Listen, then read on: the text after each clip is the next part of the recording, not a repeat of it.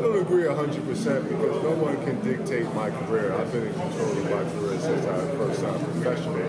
But I understand the magnitude of what people mean by that. That's why each and every fight you go out there and you try to give it your all. Most importantly for me, though, I think when I got the list of fighters that I wanted to choose from, and John Ryder was one of those options, I jumped on it because I knew that he was going to come forward and he was going to give it his all. He wasn't going to run. He's not going to run. You know, he understands what this fight means, and that's what you want. You want someone to be able to give their all and give the fans a good show. Danny, for anybody who might be critical still of the fight with Gabe Rosado and your performance in that, how confident are you that you can get rid of any demons from that fight and you can show people that you still belong at world level and at 168?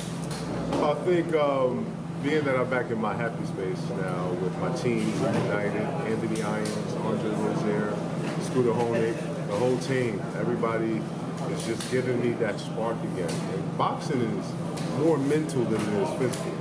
And, you know, even as a seasoned vet, you still have things you can learn about the sport. So I love the sport. It's always teaching me new things about myself in and out the ring.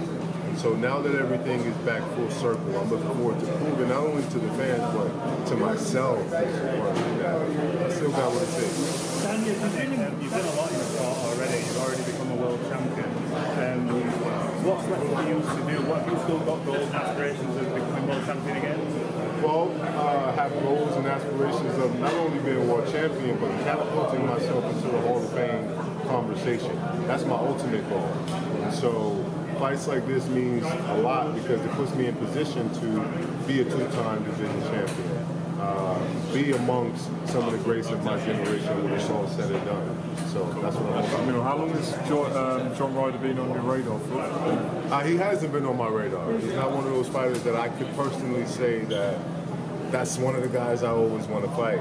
But when I got the list of options, I thought he still would be a worthy opponent and deserves a fight. The first time he came into my understanding was the Callum Smith fight. And I really still didn't think that it would be a possibility for us to fight, because how many times do you fight southpaws in your entire career? And so I'm looking forward to putting it all on the line, but most importantly, like, you know, giving the fans a good show. Would you see it's the difference between you two and Saturday night? What's the difference? What would be the difference? Yeah. I would say the experience factor, the power, the speed, and the ring IQ. Daniel, you've been involved with this sport for a very long time. You've fought the best names. What's the motivation? What's the overall target that you're looking to achieve? Who are the names you'd like to see yourself in the ring, even if you get a win on Saturday night? Well, I wouldn't say there's any names in particular. I'm for whatever fight makes sense. You can always go throughout your whole career wanting to fight this guy, that guy, call them out, and to no avail. So for me personally, it's just whatever makes sense to get me to my final destination, which is the Hall of Fame. Do you think CANELO will look to vacate with the belt that he's got at 168 right now? I'm not sure what the plans is for any other fighter other than myself. My main goal is Saturday night, getting the cobwebs out, showing the fans that the Miracle Man is back, and moving forward from that point. Daniel, would you be interested in a rematch with CANELO? Absolutely. I think anybody would be interested in the fight, let alone a rematch with somebody of that nature. CANELO is one of the best fighters of our generation, and so for me, being at a different weight class, being 100% healthy, come Saturday night, your first seed, but then after that, sky's the limit out there. What fight have you learned the most from in your career heading into Saturday night?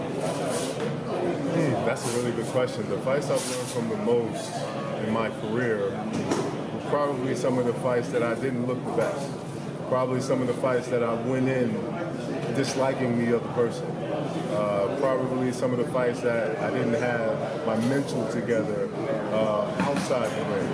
And so that's why I just love the sport, because it's like, it'll show you what you need to work on. And it'll allow you to see, based off of your performances, what it is you need to work on. And it may not even be physical, it may be up here. Danny, do you have a prediction for Saturday night? Do you think this will go the distance, or do you think you're going to get that? My prediction is fireworks.